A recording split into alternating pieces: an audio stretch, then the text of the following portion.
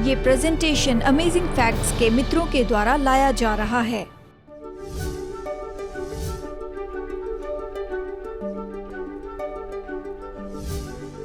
यीशु ने सबके बारे में बहुत कुछ बताया। केवल इतना ही नहीं बताया कि इसे माने, लेकिन ये भी बताया कि इसे किस तरह से माने। हमेशा ये माना गया कि इसे 10 आज्ञाओं में से एक के रूप में माना जाए। परमेश्वर 10 आज्ञाओं के बारे में स्पष्ट बताए बिना इसे नहीं बदलेंगे। जैसे इस हफ्ते क्या बताऊं, इसके बारे में मैं प्रार्थना कर रहा था।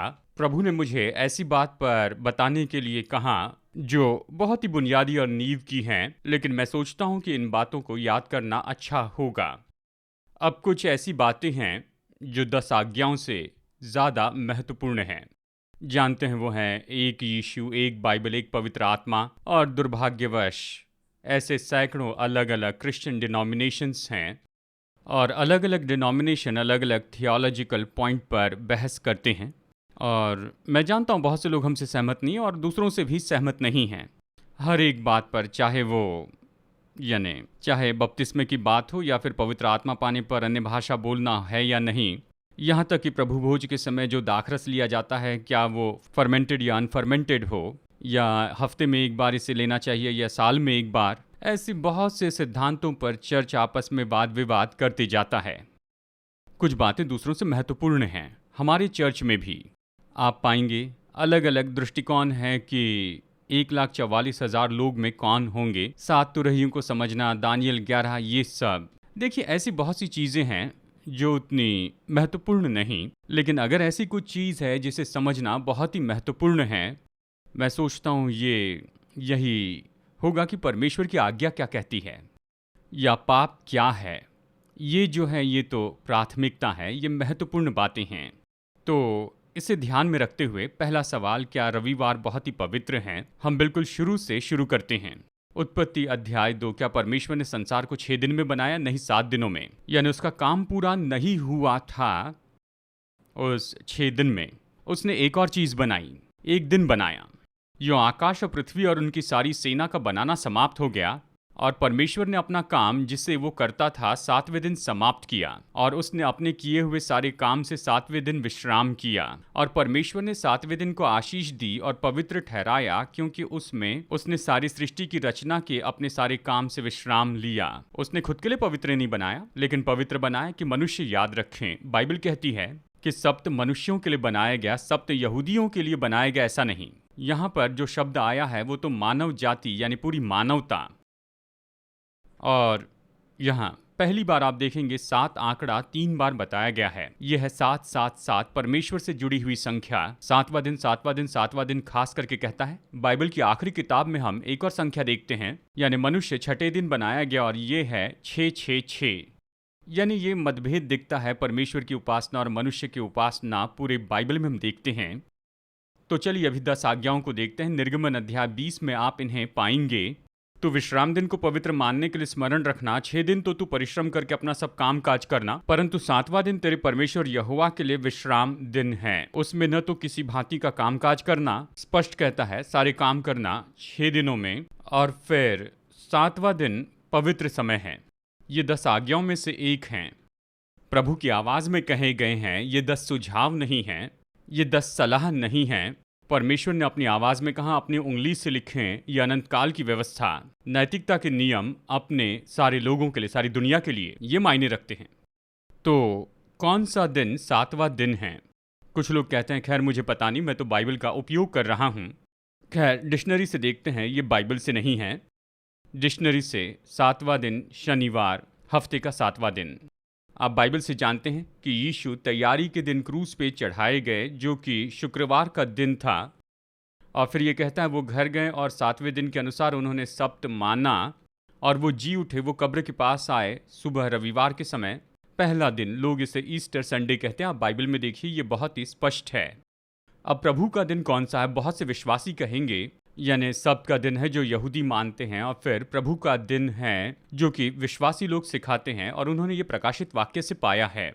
अध्याय 1 वचन 10 से यूहन्ना कहता है मैं प्रभु के दिन आत्मा में आ गया और अपने पीछे तुरही का सा बड़ा शब्द ये कहते सुना।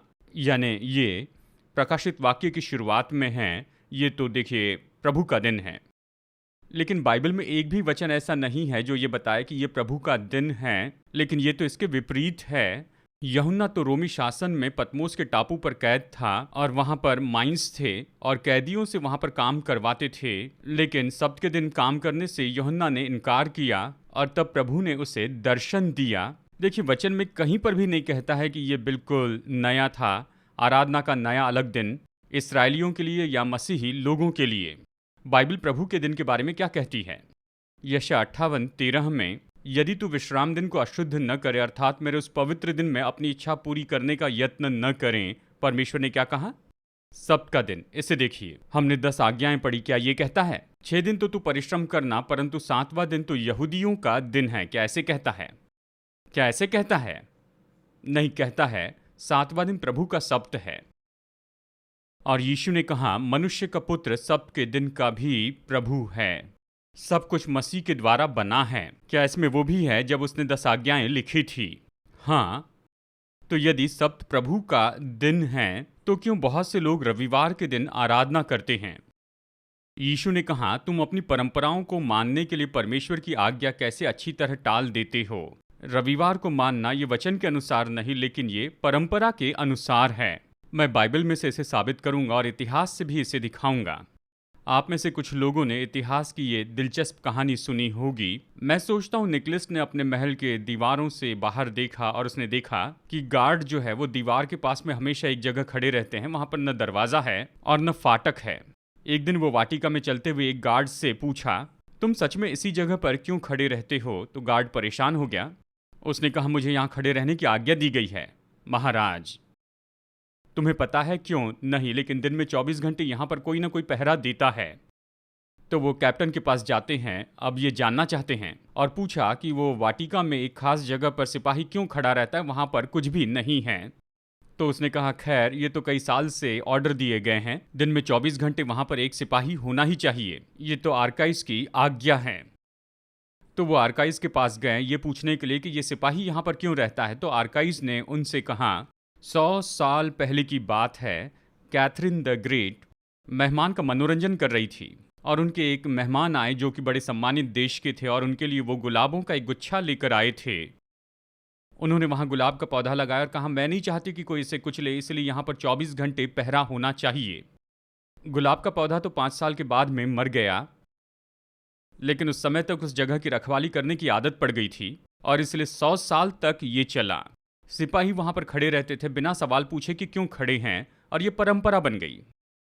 आज भी ऐसी परंपराओं को विश्वासी मानते हैं जिनके पीछे कोई भी कारण नहीं है, बस ये परंपरा है, इसके लिए बाइबल का कोई भी कारण नहीं है। तो चलिए और भी कुछ वचन हैं जो ये हमें बताएंगे। यहेजकेल 22 वचन 26 और वचन 31। उसके याजकों ने मेरी व्यवस्था का अर्थ खींच खींच कर लगाया है और मेरी पवित्र वस्तुओं को अपवित्र किया है। उन्होंने पवित्र अपवित्र का कुछ भेद नहीं माना और न औरों को शुद्ध अशुद्ध का भेद सिखाया, और वे मेरे विश्राम दिन के विषय में निश्चिंत रहते हैं, जिससे मैं उनके बीच अपवित्र ठहरता हूँ। इस कारण मैंने उन पर अपना रोष भड़काया। मैं सबके सच्चाई के बारे में इसलिए सहमत हूँ क्योंकि जब मैंने इसके बारे में सुना तो मैं सीधा अपने पास्टर के पास गया। हम रविवार को चर्च में जाते थे। मैं तो वहाँ मसीहत में कोई अलग डिनोमिनेशन में जाता था। एक चर्च कहता बुधवार की रात बाइबल स्टडी होगी तो मैं वहां पर रहता, और दूसरा चर्च ये कहता और वहां उनकी सभा में रहता, चाहे जो भी विशेष सुबह की सभाओं में वहां रहता। 4-5 चर्च में जाता। सदर्न कैलिफोर्निया के अलग समूह में मैं पढ़ते रहता। मैं भूखा था, मुझे ज़्यादा नहीं मिला। सब्त की सच्चाई सीखने के बाद में मैं अलग अलग पास्टर से पूछने लगा कि हम रविवार को चर्च में क्यों जाते हैं, और अगर आप 10 पास्टर से पूछते हैं तो आपको 11 अलग जवाब मिलते हैं। चलिए कुछ उदाहरण देता हूं। उनमें से एक कहेंगे, डग, अभी हम 10 आज्ञाओं की अधीनता में नहीं हैं, अब हम अनुग्रह में हैं। तो इसका मतलब क्या है? क्या इसका मतलब यह है कि 10 आज्ञाओं को नहीं मानना है? हम व्यवस्था में नहीं हैं तो हम इसे कैसे समझ सकते हैं? तो अभी हत्या करना सही है? नहीं। चोरी करना सही है? नहीं। व्यभिचार करना? नहीं। यानी इसका मतलब है कि एक आज्ञा है जो आपको स्मरण नहीं करनी है, वो सबकी है। क्या ये नहीं कहते कि तू स्मरण रखना? तो ये अर्थ रखता है। तो मैंने दूसरे से बात की और उन्होंने कहा, पुनरुत्थान के कारण, क्योंकि यीशु हफ्ते के पहले दिन जी उठे, तो ये नया मसीह सब्त है। मैंने कहा, ये अच्छा सुनाई देता है। तो वचन बताइए जो हमें ये बताता है। खैर, इसके लिए कोई खास वचन तो नहीं है, लेकिन बड़ी लंबी परंपरा है, जैसे मानो उसका बहुत बड़ा मूल्य है। और मेरे एक और मित्र थे जो बहुत रचनात्मक हैं। उन्होंने कहा, डग, तुम्हें पता है यहोशू के दिनों में यहोशू ने प्रार्थना की और सूरज रुक गया था और शनिवार रविवार में बदल गया। ठीक है, मैंने कहा ठीक है, ये दिलचस्प बात है, लेकिन उन्होंने इस तरह से इसे 7वां दिन ही क्यों नहीं माना यहाँ लगभग 1500 साल तक। और वो जवाब नहीं दे पाए। वो अलग जवाब दे रहे थे, एक दूसरे से सहमत नहीं थे, मानो कुछ गलत था। वो अपनी आंखें चुराने लग गए थे इस महत्वपूर्ण सच्चाई से, क्योंकि उन्होंने इसकी कीमत जान ली कि अगर मैं इस बाइबल की सच्चाई के लिए खड़ा रहूंगा तो क्या होगा। मेरी सभा के लोग चले जाएंगे, मैं विख्यात नहीं होऊंगा। मैं जानता हूं कुछ पास्टर डटकर खड़े रहें और कीमत चुकानी पड़ी। मैं जानता हूं कुछ पास्टर सच्चाई के लिए खड़े रहें और चर्च में ज्यादातर लोग सबकी सच्चाई में उनके साथ बने रहे। तो कहीं मत जाइए दोस्तों, बस कुछ ही पल में आज के प्रेजेंटेशन के लिए हम वापस आएंगे। क्या आप कभी अपनी वेडिंग एनिवर्सरी भूल गए या फिर कोई विशेष घटना? और जानता हूं ये परेशान करता है जब आपके दोस्त आपका जन्मदिन भूल जाते हैं। अगर मैं आपको ये बताऊं कि परमेश्वर के लिए एक विशेष दिन है जिसे लगभग पूरा संसार भूल चुका है, सच में ये तो मनुष्य के इतिहास में सबसे महत्वपूर्ण ऐसा दिन है और इसे भूल जाना आपके जीवन पर बड़ा प्रभाव डाल सकता है। अगर आप इस दिन के बारे में और जानना चाहते हैं, इसलिए मैं आपसे विनती करता हूं कि आंखें खोलने वाली ये स्टडी गाइड्स अमेजिंग फैक्ट्स की ओर से, जिसका नाम है इतिहास का खोया हुआ दिन, इसे पढ़िए और आप चकित होंगे। आप जानेंगे कितने समय तक ये सच्चाई क्यों छिपाई गई, और जब आप इसे याद करने लगेंगे तो ये आपके और आपके परिवार के लिए कितना महत्वपूर्ण है। फ्री कॉपी मंगवाने के लिए स्क्रीन के नंबर पर फोन कीजिए और ऑफर नंबर 207 मंगवाइए या वेब एड्रेस पर जाइए और इस अद्भुत स्रोत को पढ़ने के बाद इसे अपने दोस्तों को भी बांटिए। तो चलिए आज के प्रेजेंटेशन में वापस चलते हैं और वचन से कुछ अद्भुत तथ्यों को सीखते हैं। तो अब हम क्या करेंगे? यदि हम जानना चाहते हैं कि क्यों कोई विश्वासी रविवार को मानेगा सब्त के बजाय पहले दिन को मानेगा, तो हम हर एक वचन के संदर्भ को देखेंगे जो रविवार के बारे में है, लेकिन रविवार शब्द नए नियम में नहीं है। शायद आप पढ़ेंगे सन्ड्री किंग जेम्स वर्जन में, लेकिन वो संडे नहीं है। सन्ड्री मतलब अलग है। परमेश्वर ने सन्ड्री तरीके से भविष्यवक्ताओं के द्वारा बातें की, मतलब अलग अलग तरीकों से। यानी यहाँ हफ्ते के पहले दिन के बारे में अगर आप हर एक वचन को देखते हैं, जिसे अक्सर हम रविवार कहते हैं, शायद आप इसमें बदलाव देख पाएंगे। और नए नियम में 8 संदर्भ हैं। पुराने नियम पर कोई बहस नहीं करेगा क्योंकि स्पष्ट है ये 7वां दिन है। हम एक एक करके देखेंगे क्या ये बात सही होगी। हम देखेंगे कि बाइबल क्या कहती है। तो चलिए पहले 4 संदर्भ देखते हैं जो कि केवल ऐतिहासिक हैं। ये पुनरुत्थान के समय के बारे में बताते हैं। मत्ती 28:1, सब्त के दिन के बाद। हेरल्ड कैंपेन, फैमिली रेडियो के संस्थापक, अच्छा रेडियो स्टेशन मैं सुनता हूँ। वो बाइबल के सवालों का जवाब देते थे और हमेशा जब भी लोग सब्त के बारे में पूछते तो ये वचन बताते। देखिए क्या कहता है, सब्त के बाद, यानी सब्त खत्म हो चुका था, यानी सब्त मानने की जरूरत नहीं। ये नहीं कहता है, ये कहता है उस हफ्ते क्रूसीकरण के बाद, यानी जब सब्त खत्म हो गया। ये कहता है कि हफ्ते के पहले दिन सुबह सुबह वो आए। और इस पूरे सिद्धांत के बारे में मैंने आपसे कहा है कि 10 लोगों से पूछे तो 11 जवाब मिलेंगे। इसके पीछे ये कारण है। सप्ताह के पहले दिन, तो क्या यह आज्ञा है कि हमें पहले दिन को मानना चाहिए? क्या इसके लिए इस बात पर जोर दे कि अब हमारे पास नया सप्त का दिन है, ये पहला दिन है? नहीं, यह ऐतिहासिक लेख है। अब क्या ये महत्वपूर्ण है कि यीशु सप्ताह के पहले दिन जी उठे? बिल्कुल। क्या ये नया सप्त बनाता है? क्या 7वें दिन में कुछ गलत था कि अब परमेश्वर को उसे बदलना पड़ा? नहीं। 7वें दिन का सप्त पाप के पहले या उसके बाद चुना गया था। पाप के पहले यह प्रभु की सिद्ध योजना का भाग था, इसमें कुछ गलत नहीं है। क्या परमेश्वर ने गुरुवार के दिन महत्वपूर्ण काम किया? क्या प्रभु भोज महत्वपूर्ण है? वो गुरुवार था। क्या इससे नया शब्द बन गया? क्रूसीकरण कितना महत्वपूर्ण है?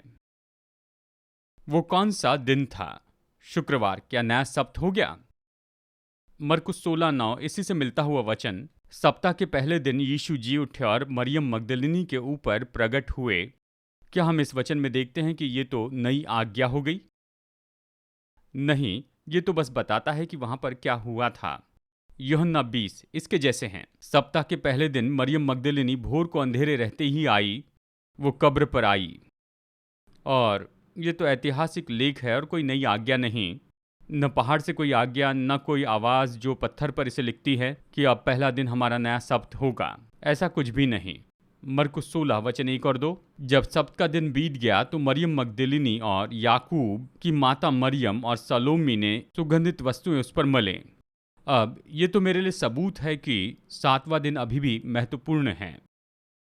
अगर यीशु को चेलों को ये बताना था कि अब उन्हें 7वें दिन को मानने की ज़रूरत नहीं, यानी 7वां दिन महत्वपूर्ण नहीं है, अब वो उनके लिए कोई अर्थपूर्ण नहीं रहा है, तो ये चेलों के लिए इतना महत्वपूर्ण क्यों नहीं था कि उसके शरीर पर वो आकर वो द्रव लगाएं शुक्रवार के दिन सूरज ढलते समय। वो जानते थे यीशु इससे प्रसन्न नहीं होंगे, इसमें काम जुड़ा है, तो उन्होंने कहा चलो हम राह देखते हैं सप्त बीतने के समय तक। इसलिए उन्होंने राह देखी क्योंकि सप्त महत्वपूर्ण था। यीशु ने अपनी मृत्यु में भी सप्त को माना। वो शुक्रवार को मरे, सप्त में विश्राम किया और उसके बाद में जी उठे। यानी ये विचार कि अब तो ये खत्म हो गया, ये सही नहीं है। यहाँ कोई नई आज्ञा नहीं है। सप्ताह के पहले दिन बड़ी भोर जब सूरज निकल ही रहा था वे कब्र पर आई। यहाँ पर फिर हमें बताता है कि वहाँ क्या हुआ था। और फिर अगला वचन है लूका 23 वचन 56 में। तब उन्होंने लौटकर सुगंधित वस्तुएं और इत्र तैयार किया और सबके दिन उन्होंने आज्ञा के अनुसार विश्राम किया। आज्ञा के अनुसार यानी तैयारी की। वो तैयारी का दिन था, सब तैयार किया जिसे हम कहते हैं शुक्रवार। और उन्होंने सब्त को माना। क्या ये यहूदियों का नियम था? लूक अन्य जातियों से था। वो कहता है सब्त का दिन। वो ऐसे बताता है कि हर विश्वासी से जानेगा। ये क्रूसीकरण के कई साल बाद लिखता है।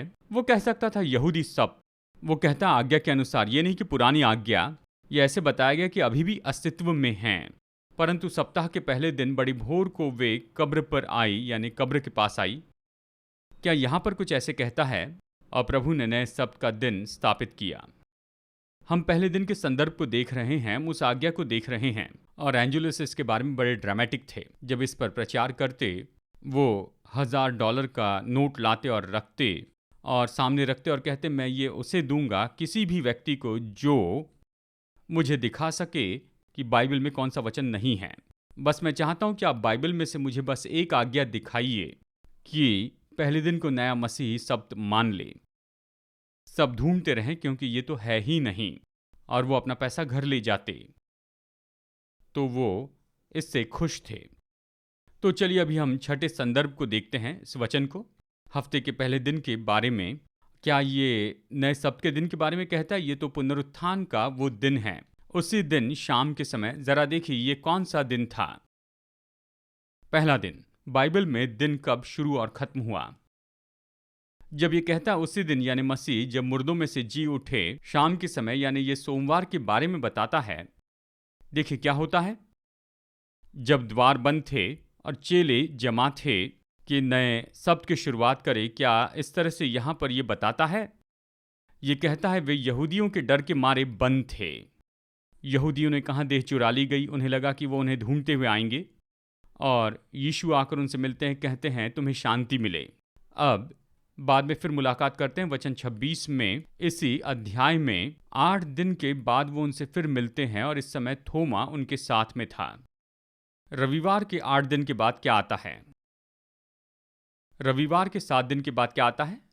रविवार के 8 दिन के बाद सोमवार, यानी वो उनसे सोमवार को मुलाकात करते हैं। क्या ये नया सप्त है? तो ये विचार कि यीशु ने कुछ किया और उसने चेलों से मुलाकात की। मछली पकड़ते समय यीशु ने उनसे मुलाकात की। मछली पकड़ रहे थे, यानी वो तो सप्त का दिन नहीं था। वो उनसे मुलाकात करते रहे। खैर, पुनरुत्थान के 40 दिन के बाद भी उसने उनसे मुलाकात की। क्या ये 7वां वचन कहता है कि रविवार का दिन पवित्र है? पहला कुरिन्थियों 16 वचन 2, इसके बाद में एक और वचन है। कुछ लोग इसका उपयोग करते हैं और कहते हैं ये तो सबूत है कि अब तो चेले रविवार को मान रहे थे नए मसीह सप्त के रूप में।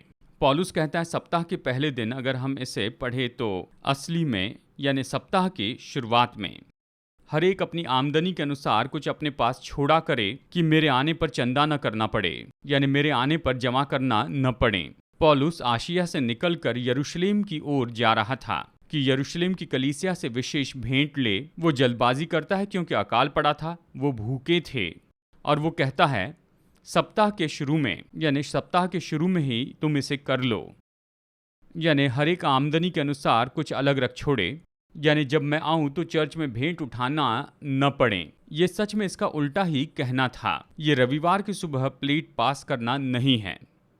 वो कहता है सप्ताह के शुरू में ही कुछ अलग रख छोड़ो, यानी जमा करने की जरूरत न पड़े, ये तैयार रहें क्योंकि मैं यहाँ पर जल्दी से जाने वाला हूँ। तो फिर क्या ये नए शब्द की आज्ञा है? तो क्या वो यहाँ पर ये कहता है कि इस दिन तुम काम नहीं करना? निश्चित करो कि उस दिन हम आराधना के लिए ही जमा हो। और ये तो बिल्कुल व्यवहारिक ऐसी बात है कि उन्हें भेंट अलग करके रखनी है जमा करने के उद्देश्य से। अब ये तो 8वां है जो कि आखिरी वचन है सप्ताह के पहले दिन के बारे में जो आप बाइबल में पाते हैं। लोग इसमें बहुत कुछ बताने की कोशिश करते हैं। क्या ये कहना है कि रविवार छुट्टी का नया दिन है? चलिए इसे देखते हैं। प्रेरितों के काम 20:7 बाइबल में आप इसे निकाल लीजिए।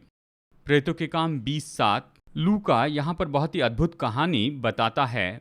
हम देखेंगे कि वो कहानी क्यों बताता है।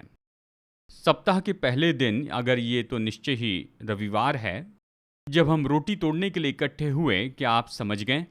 रोटी तोड़ने आए थे, यानी प्रभु भोज की सभा थी। वो पहले दिन जमा हो रहे थे और प्रभु भोज की सभा थी, यानी ये तो सबूत होगा कि वो पहले दिन में आराधना कर रहे थे, जो कि नया सप्त था। मैं इसके साथ में सहमत नहीं हूं। मुझे नहीं लगता कि वो ये कह रहे हैं। तो पौलुस ने जो दूसरे दिन चले जाने पर था उनसे बातें की और आधी रात तक बातें करता रहा। अब ये पहला दिन कब शुरू हुआ? शाम को। जब ये कहता है कि सभा शुरू हुई, सप्ताह के पहले दिन शाम की सभा, यानी ये शनिवार रात की सभा थी।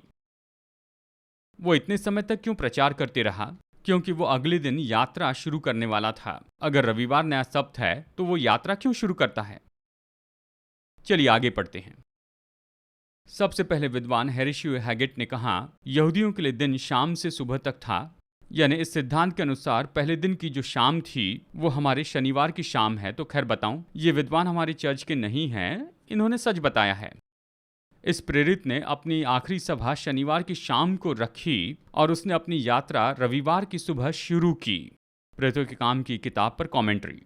तो प्रेरित 20 ये कहता है कि जवान यूतुखुस खिड़की पर बैठा था। वो गहरी नींद से झुक रहा था। वो नींद के झोंके में तीसरी अटारी पर से गिर पड़ा और मरा हुआ उठाया गया। पौलुस ने लंबा प्रचार किया था। ये बताता है कि पास्टर को लंबा प्रचार नहीं करना है, क्योंकि ये जान ले सकता है ऐसा होने पर। तो पौलुस नीचे जाता है, उसे गले लगाता है, कहता है इसमें अभी भी जिंदगी है। यूतुखुस जी उठता है। लूका इस कहानी को लिखता है क्योंकि उसने जी उठते हुए देखा है। देखिए क्या हुआ, यानी यूतुखुस के जी उठने पर उन्होंने ऊपर आकर रोटी तोड़ी, फिर से तोड़ी और खाकर इतनी देर तक उनसे बातें करता रहा कि पौ फट गई। इतनी देर तक बातें की, 2 बार रोटी खाई और फिर पौलुस चला गया। और फिर अगले दिन खैर बताऊं, रोटी तोड़ना यहाँ प्रेरितों के काम अध्याय 20 में कि वो केवल रोटी तोड़ते थे, यानी रोटी तोड़ना क्या है? हमेशा ये प्रभु भोज है।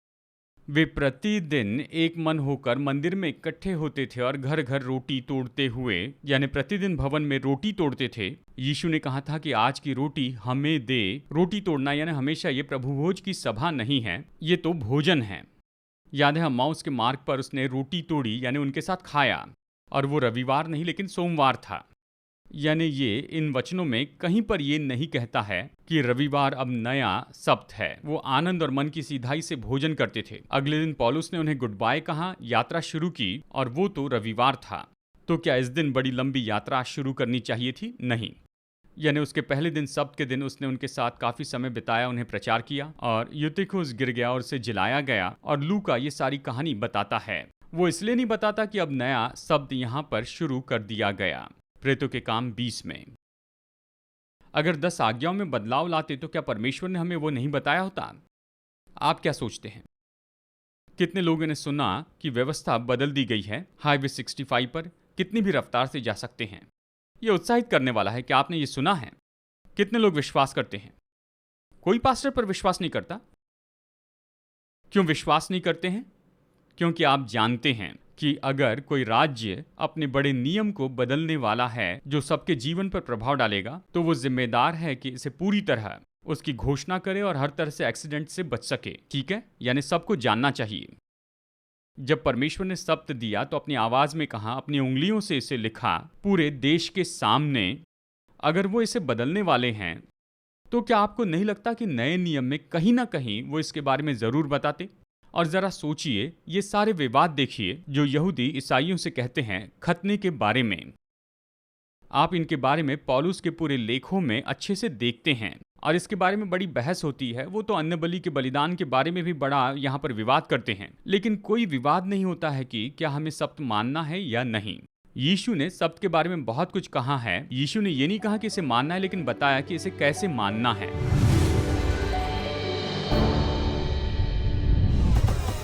हमारे टूटे हुए संसार के लिए क्या प्रभु की योजना जानना चाहते हैं? जैसे हम बाइबल की भविष्यवाणी देखते हैं, आप अपनी सबसे बड़ी चुनौतियों के लिए भरोसेमंद हल प्राप्त करना चाहते हैं।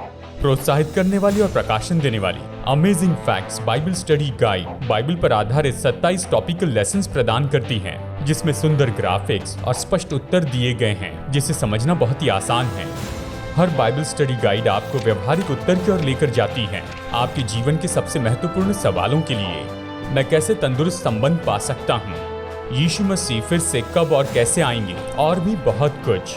अपने भविष्य को अवसर पर मत छोड़िए, सत्य से अपने जीवन को बदल दीजिए amazing facts Bible study guide के द्वारा। ये उपलब्ध हैं इंग्लिश, हिंदी, तमिल और तेलुगु भाषा में। तो इंतजार मत कीजिए, अपने स्टडी गाइड का पूरा सेट ऑर्डर कीजिए और विजिट कीजिए bookstore.aftv.in पर।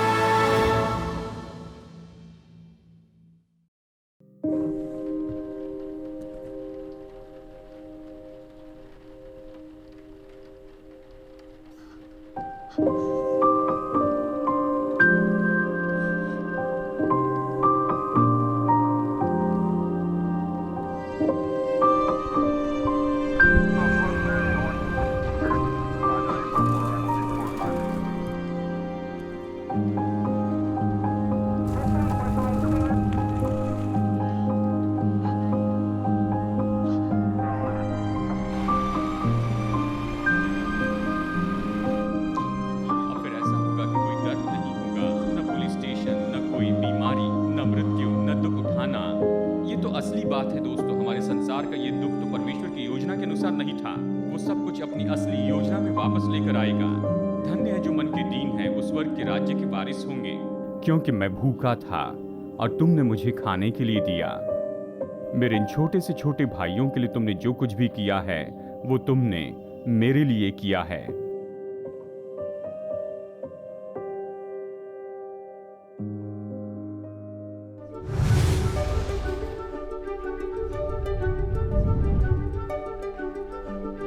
आज के फ्री ऑफर को मंगवाइए, ये आपके लिए एक आशीष है। जैसे हम सुसमाचार लोगों तक ले जा रहे हैं, आपकी भेंटों के लिए आपका धन्यवाद। आशा है आप अगले हफ्ते जुड़ जाएंगे। जैसे हम वचन की गहराई को देखते हैं, हम और भी अमेजिंग फैक्ट्स देखेंगे।